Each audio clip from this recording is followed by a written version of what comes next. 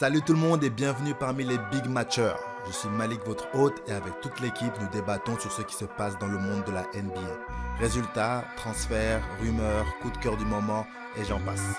Donc si vous êtes fan de la balle orange, sans plus attendre, que le Big Match commence.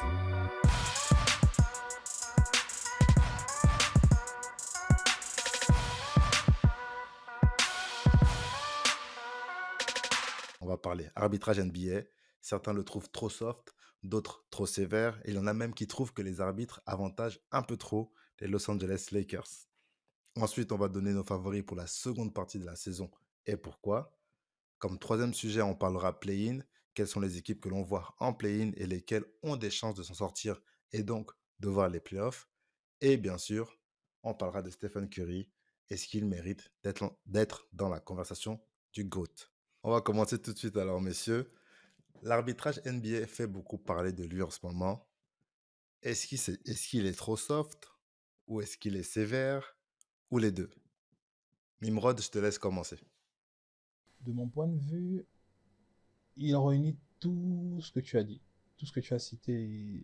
Par moment, il est trop soft, par moment, il est sévère, mais j'ai l'impression qu'il choisit ses équipes.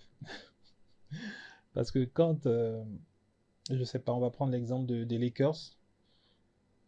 Avec eux, j'ai l'impression qu'il est plutôt, j'ai pas le terme pour dire gentil en fait envers les Lakers. Favorisant? Euh, voilà, il favorise beaucoup les Lakers pour moi. Et à contrario, on a l'impression qu'il défavorise Golden State. Après, quand on étudie un peu plus la question, on se rend compte que bah, c'est parce que les Lakers pénètrent beaucoup et les Warriors vont beaucoup shooter, donc ils vont avoir moins de fautes, et ce qui est normal. Pour la dureté, franchement, comparé à 10 ans, 15 ans, 20 ans, en plus des règles qui ont été arrêtées, comme la ceinture, poser la main sur celui qui est le porteur du ballon pendant qu'il dribble. Toutes c'est des règles qui ont été comment dire, interdites, qui sont interdites aujourd'hui. Ce qui normalement va permettre de donner plus d'avantages à l'attaquant et donner plus de difficultés aux défenseurs. Du coup, est-ce que c'est l'arbitrage qui régresse ou c'est à cause des règles qui ont été fixées que on est obligé d'arbitrer moins dur? Moi, je dirais que ce sont les deux, en fait. Le fait d'avoir annulé certaines règles favorise l'attaquant et du coup limite le défenseur. C'est tout. Je pense que c'est vraiment là que ça se situe. Ok, et en fait alors, toi t'en penses quoi? Moi, franchement, concernant l'arbitrage, je trouve bon, qu'il est quand même un peu plus à l'avantage des attaquants. C'est-à-dire, les défenseurs n'ont plus vraiment le droit d'être durs sur l'homme, comme on dit.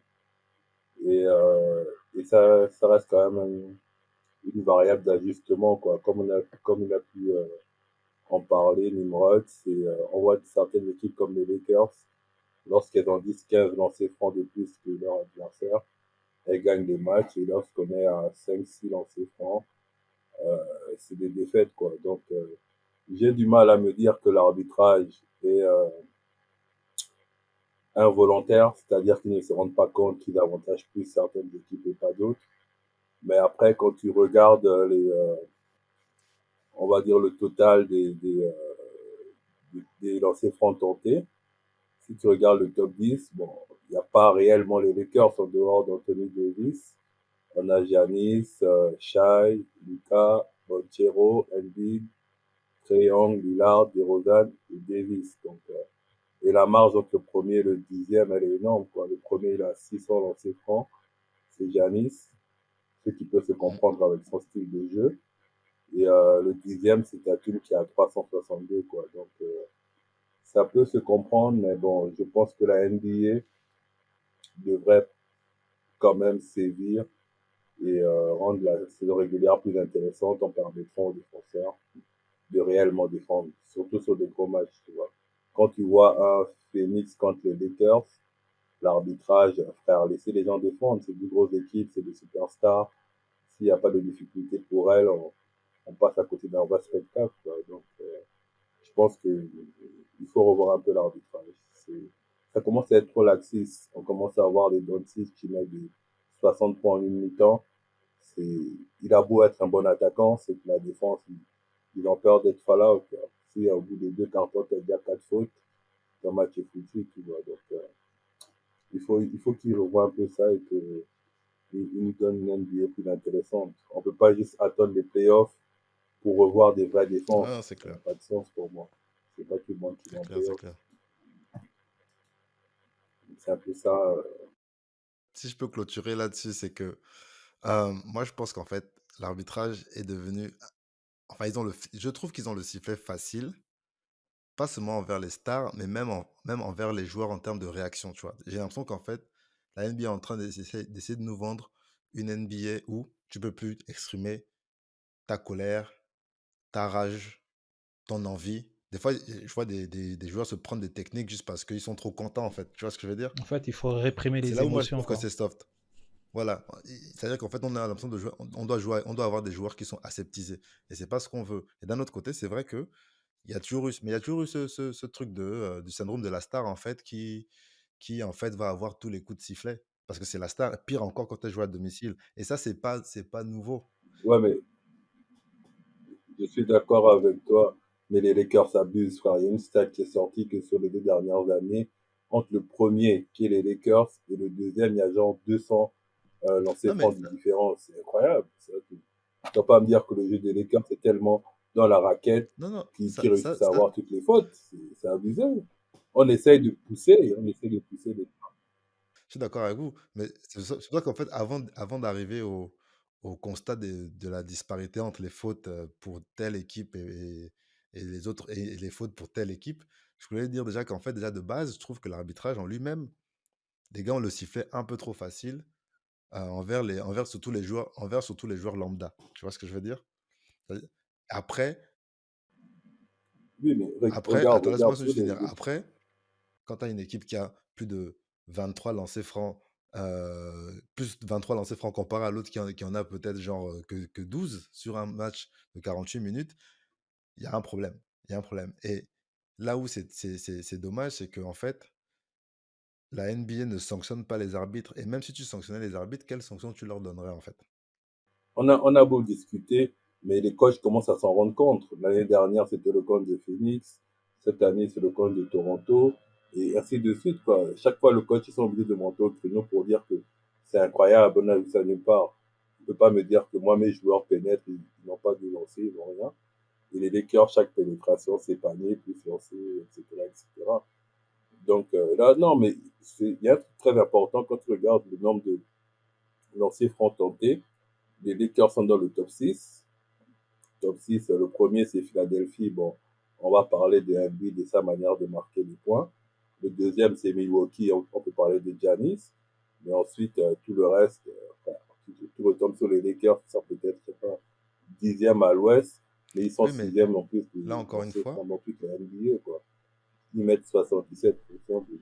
là Et c'est encore qui une les fois, premiers c'est toujours des superstars en fait. Tu as Oui, cité vas-y. que des superstars en fait qui tirent les lancers francs.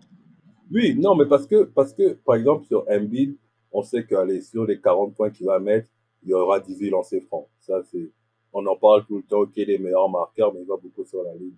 Sur Giannis, bon, moi, j'ai l'impression que c'est une régularité. Et peu importe, c'est son style de jeu, c'est pas un gros shooter pour nous dire qu'on lui donne des lancers. Donc, premier, deuxième, allez, ça peut se débattre. Ensuite, il y a Orlando, tu as Phoenix. Phoenix, bon, tu as Booker, tu as Kevin Durant, tu as Nurkic dans la raquette, ça donne des lancers francs. Ensuite, tu as Atlanta. Je ne sais même pas comment ils arrivent là. Et après, tu as les Lakers. Les Lakers, attends, ils ont 24 lancers francs en moyenne par match. C'est énorme.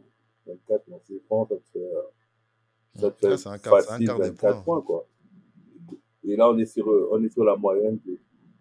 C'est ça, on est sur la moyenne. On est déjà à 56 ou 57 matchs. Ils sont à 24 francs 24 lancers francs par match. Mais dans tout ça, Ça joue est-ce que ça beaucoup, fait quoi. gagner Ça des joue matchs? beaucoup. Parce qu'ils sont neuvième, hein, c'est pas comme si en fait ils étaient premiers non plus. Ah non, mais on peut se mettre d'accord que l'arbitrage, c'est quand Ah oui, même ça un c'est C'est sûr. pas petit un petit, c'est pas souci un petit souci, c'est actuellement en un gros C'est un NBA. souci. gros souci. C'est clair. En tout cas, faut qu'on avance, les gars. Euh, Donnez-moi les 3 équipes pour sûr que vous voyez en playoff à la fin de la saison, dans chaque Au conférence. sorti du tournoi de play-in, c'est ça? Oh, ouais, ils Oh, seront c'est pas facile. enfin, toutes les équipes qui vont aller en playoff sans les play sans passer par les play-in. Les 3 équipes pour vous qui Ah, seront sûres en playoff sans passer par les play-in. Hmm. 3 par conférence. ben à l'Est, Boston, Milwaukee, Philadelphie, je pense vraiment qu'ils iront malgré tout. Bon, là, c'est un peu facile. Euh, Hormis comment? ces 3-là. Hormis les trois, C'est un hormis peu les facile, ils ont trois, déjà seulement ils bah sont pas du tour Cleveland, déjà. Ouais. Cleveland, Orlando. Les Non, non, Cleveland, non, ils non. sont Orlando, deuxième, je frère. suis pas sûr qu'ils feront pas les play-in. Orlando play-in, hein. Orlando, waouh. Hmm. Miami, Cleveland, Miami. Moi, je suis même pas sûr que Si, Philadelphie si, aille en si, si. play-off. Qui d'autre? À l'Ouest, Parce que Philadelphie, il reste 20 matchs. Ils sont pas loin des play-in, non? non, revoir le classement. À l'Ouest, je vois donc hormis les trois premiers qui sont Minnesota, OKC, Clippers ou Denver, je sais plus trop. Ouais, Denver alors. Donc du coup, je vois les Clippers aller direct. Ouais.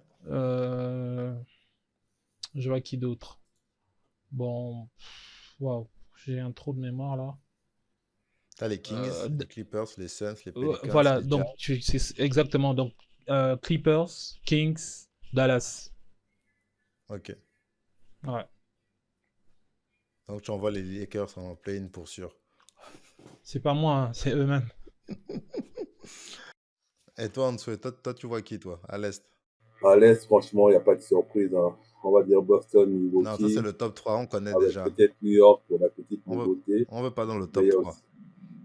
Ouais, mais pour sûr, je pense Miami ira. Miami, j'ai pas de doute dessus. Les Pacers, Philadelphie, je sais pas trop. Donc je dirais Philadelphie, mais si Orlando tient bien, il peut bien prendre la place de Philadelphie, quoi. Ah Donc bah, tu c'est vois pas serré. Cleveland y aller Ouais, direct. c'est très serré, c'est très serré. Si, mais pas les premier. En tout cas, moi, à l'Ouest, pour faire facile, Non, OKC en fait, premier, pas les équipes Denver top 3. deuxième, C'est-à-dire, Minnesota troisième. quelle équipe tu vois aller directement en playoff à part le top 3? L'équipe, bon, c'est plus l'inverse. Quelle équipe je ne vois pas en playoff? C'est-à-dire, je ne vois pas Dallas. Ils ont beau être bons comme quoi, Kyrie, Irving et Doncic. Pour moi, ils ne devraient pas être huitième à ce moment de la saison. Et ils sont très collés aux Lakers et à New Orleans. Donc, ça peut être très difficile, vraiment. Et les Warriors, encore s'il y a un petit réveil de leur part, oui. Mais... Alors attends, on va faire autrement. On va passer au play-in. Pour être qualifié pour les play-in, il faut être euh, sept- septième, hein, c'est ça, non? Non, De la de la septième à la 7e à dixième la 10e place. place. C'est ça. Il faut être septième, huitième, neuvième, dixième.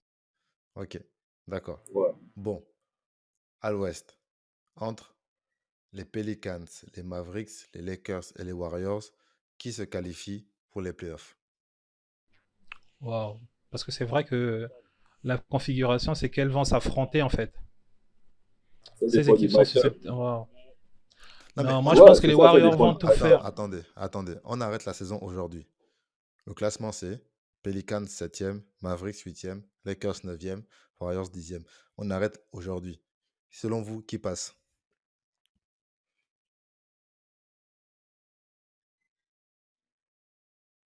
Pelicans face aux Mavericks. Je vois pas le Pelican et Pelicans Golden battre le State. Mavericks. Parce que Dallas, Je ne vois pas les Pelicans Luka, battre les Mavericks. ouais, moi pareil, je vois pas les Pelicans battre. Tu as la fragilité Ah, de Ingram. c'est ça. Perso, je vois pas, même en termes de roster, je ne vois pas New Orleans éliminer Dallas. Ils se sont renforcés à l'intérieur, Franchement, en défense. Donc, franchement, non, je vois pas. Moi, je vois ou Dallas en bien favori. c'est des ligues. Voilà. Mhm. Vas-y. Non, non, non, mais t'as raison, t'as raison. Moi, je vois Dallas en favori et je pense que si les Pelicans se qualifient, c'est des victoires serrées, genre au buzzer, tu vois. Ouais, Genre une c'est victoire. ça. Juste. Parce que, en fait, c'est pas une équipe. Non, En au fait, buzzer, pour moi, je moi, pense que les ça Pelicans, c'est pas passe. une équipe qui a la culture des matchs à élimination directe. Du coup, là, sur ces trucs-là, même les Lakers, je les mettrais devant les Pelicans parce que LeBron, Davis, ils savent y faire, en fait. Ils connaissent le chemin jusqu'au titre. Donc, ils ont beaucoup plus d'expérience que des. Non, Golden c'est State aussi. Golden State. Pour Golden State. Golden State aussi. Parce que ce qu'on oublie, c'est que, par exemple, pour que les Lakers aillent en playoff, il faut qu'ils battent Golden State et qu'ils battent soit Dallas ou New Orleans. Donc, eux, ils ont 2 matchs à jouer, alors que Dallas ou New Non, non, Orleans, c'est ils ont sûr, juste c'est un sûr. match à gagner, quoi. Moi, Golden State, je les vois Plus un, taper sur un Dallas. Non, moi, match, je pense que. En fait, Golden State, je sur un les vois match, y aller allez, tu parce peux qu'ils pas connaissent gagner. aussi le chemin quand ils sont en mode playoff.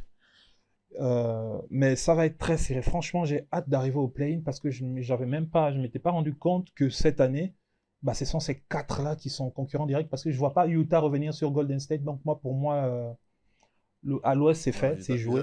Utah, je pense que c'est mort. Ouais, non, Utah, c'est mort. Même s'ils ont battu hier. Ouais, dans l'Ouest, c'est le pays de poste. Là, les équipes sont à Alors 57. là, Ouais. on a joué 57 matchs. Il reste 25 matchs. En fait, à l'Ouest, c'est chaud. À l'Ouest, c'est chaud. Ouais, à C'est l'Ouest, toujours il chaud à suffit d'une l'Ouest. série Donc, de 5 défaites et c'est Là, fini. à l'Ouest, c'est voilà. chaud. À l'Ouest, c'est chaud. Il suffit que. Attends, imagine-toi que les Lakers affrontent sur 5 matchs de suite Dallas, NO, Sacramento. Tu vois, ils vont se prendre des trucs, tu vois. La vérité, c'est que à l'Ouest, entre la huitième et la 5e place, il y a un match Ouais. d'écart. C'est-à-dire que rien n'est figé, il reste 25 matchs. Là, on parle des play-in, mais il n'y a peut-être même aucune des équipes là qui seront en play-in encore. Parlons un peu de l'Est avant de changer de sujet. Allez, c'est quoi les 4 pour l'instant en Les play-in? 4 derniers, c'est Miami, Orlando, Chicago, Atlanta. Bon, Atlanta moi, je tape vois Atlanta. Atlanta Chicago. passer. Je vois Atlanta passer. Après, Chicago, franchement, c'est des chokers. Ouais, devant Chicago, c'est des devant chokers. Chicago. C'est des Surtout qu'il chokers. n'y a, pas- y a pas la- y a pas la Vine. Mais Oui, c'est les mais chokers, en mais ils match sont en devant élimination Atlanta. directe, moi, je vois Atlanta les taper, en fait. Avec le petit trait, il va glacer la salle. Après, tu as qui? Après, tu m'as dit Miami. Bah ouais, dis Miami. Quand ils sont en mode Non, playoff, ils peuvent te. Miami tape Orlando et se qualifie direct, c'est ça. Ouais, ouais. Et Moi, là, je vois tout le monde raison. Miami taper Orlando et se qualifier. Ça, c'est sûr, c'est connu, c'est connu.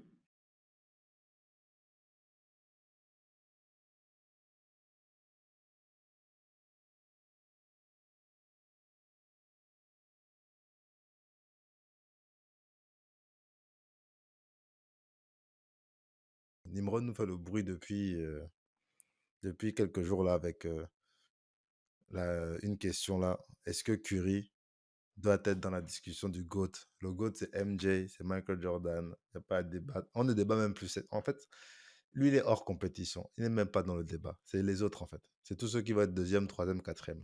Maintenant, tu as le micro, Nimrod. Vas-y. Ah, le débat du GOAT.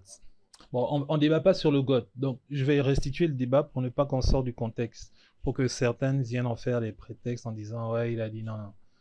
Le débat, c'est est-ce que Stephen Curry, mérite d'être dans la discussion du GOAT? Pour moi, c'est oui. À cause de plein de choses. C'est le joueur qui a changé le jeu de la ligue. Aujourd'hui, tout le monde veut shooter à 3 points. Pourtant, il y avait déjà à l'époque, comment il s'appelle, Reggie Miller, qui était un très bon shooter référencé à l'époque. Mais malgré tout, ça n'a pas changé le jeu et la vision de jeu dans la ligue. Curry l'a fait. Rien que pour ça, pendant l'ère LeBron James, un joueur, pendant l'ère de LeBron, va changer le jeu. C'est-à-dire, vous vous rendez compte que LeBron, c'est le visage de la NBA. Bah, devant le mec qui est considéré comme étant le visage de la NBA, bah, il y a un joueur qui va arriver avec son jeu et changer tout ce qui se faisait avant. Tout le monde veut shooter du parking maintenant. Il y a ça. Après ça, il y a le unanimous MVP, le first et l'unique pour l'instant. Je ne dis pas qu'il est le GOAT, non, mais il mérite qu'on parle de lui comme un supposé GOAT, un des meilleurs de tous les temps. Un prétendant, ouais, un Aujourd'hui, prétendant. qui peut se lever aujourd'hui et dire que Curry n'est pas un des meilleurs de tous les temps? Si on va rien que sur le poste de meneur, pour moi, j'ai beau l'aimer, mais je fais qu'il n'est pas le GOAT. Je mets encore Magic devant. Je laisse Magic encore Non, devant. c'est Westbrook. Mais- Et une fois que tu as enlevé Magic, une fois que tu as enlevé Magic, pour moi c'est Curry, Ouais, tu vois. sérieux, bien sûr. Après, les autres vont me parler de Westbrook, tout ça. Ok, c'est pas le débat aujourd'hui, on devrait en parler. C'est juste pour dire pourquoi Curry doit être dans le débat du GOAT. En plus de ça, il a 4 bagues, c'est-à-dire sur l'ère de LeBron. L'argument c'était quoi? C'est que pendant la période de Michael Jordan, la meilleure équipe, l'équipe dominante et le joueur dominant. Donc le joueur dominant c'était Jordan, la meilleure équipe c'était les Bulls de Jordan. Pendant l'époque de Kobe jusqu'en 2010, de 2000 à 2010, la meilleure équipe c'était les Lakers et le meilleur joueur, en tout cas le visage de la ligue, c'était Kobe. Ensuite, après, on a eu LeBron James. Sauf que pendant l'ère de LeBron James, le meilleur joueur, c'est LeBron, mais la meilleure équipe, c'est Golden State de Curry.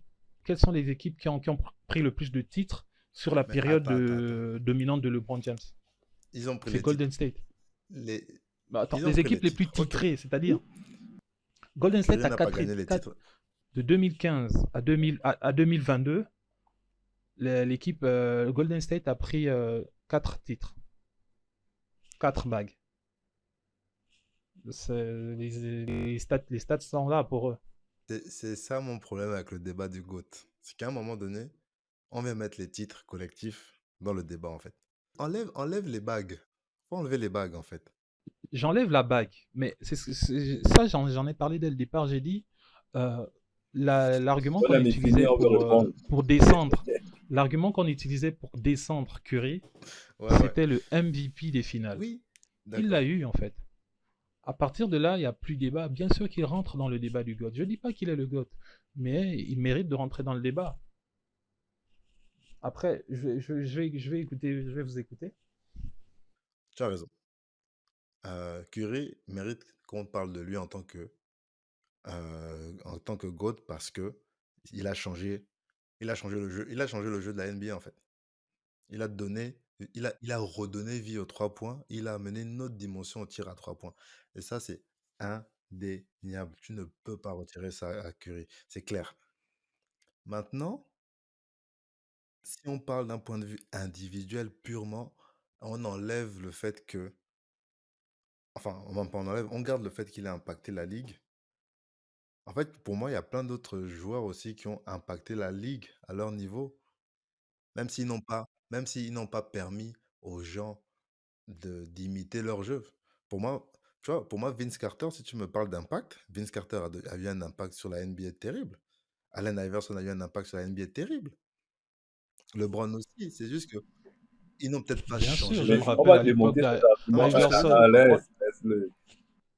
Mais en fait, oui, je vois, mais l'impact d'Iverson, c'est vrai dans le jeu, mais il va plus être en dehors du jeu parce que tout le monde voulait s'habiller avec des non, mais même dans le jeu, regarde le type de meneur qu'on a juste après. C'est maintenant que les meneurs recommencent à faire des passes, mais sinon c'était le type Iverson, scoring, drive et tout. Et c'est peut-être pas seulement Iverson, quand tu regardes les Steve Francis, les Marbury, tous ces meneurs de l'époque, ils avaient un peu toute cette attitude-là, mais bon, c'est Iverson qui a le plus oui, c'est vrai. dominé sur la période. C'est ça. Aujourd'hui, tous les gamins veulent shooter du parking. Oui. Oui, non, mais c'est sûr que chaque joueur apporte quelque chose. Moi, ce serait Maintenant, vas-y, Antoine. Moi, il y a un argument que je vais revenir sur le titre collectif. Tu me parles de Curry, mais dans ce cas, on peut dire que Tim Duncan, c'est un GOAT. C'est un GOAT. Si on parle du collectif, que ce soit le titre collectif ou individuel ou en bien finale, sûr que c'est un GOAT. Duncan, c'est un GOAT, non, pas de discussion. C'est pas, on peut dire, pour moi, c'est un GOAT. On ne mettra jamais. Pour moi, c'est le meilleur.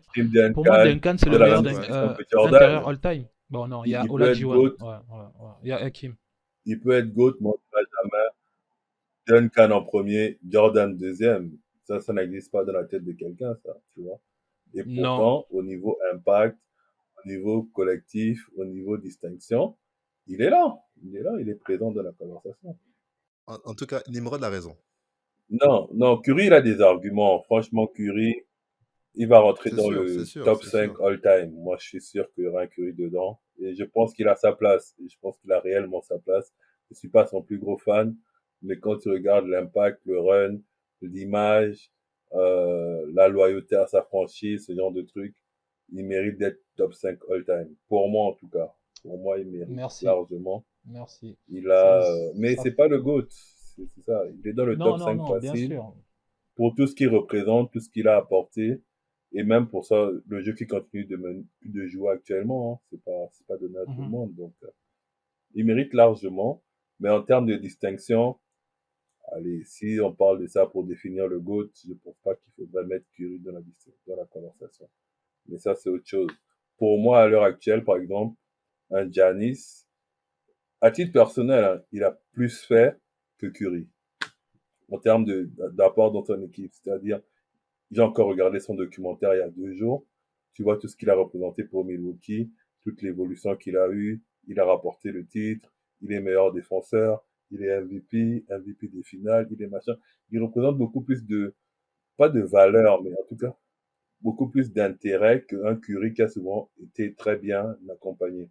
Je dis pas il a appelé les gens, mais il a Dans eu un bon l'avantage système. d'être dans une bonne équipe, déjà expérimenté. Ça revient à ce qu'on disait en fait. Les titres collectifs, c'est un autre débat. Mhm.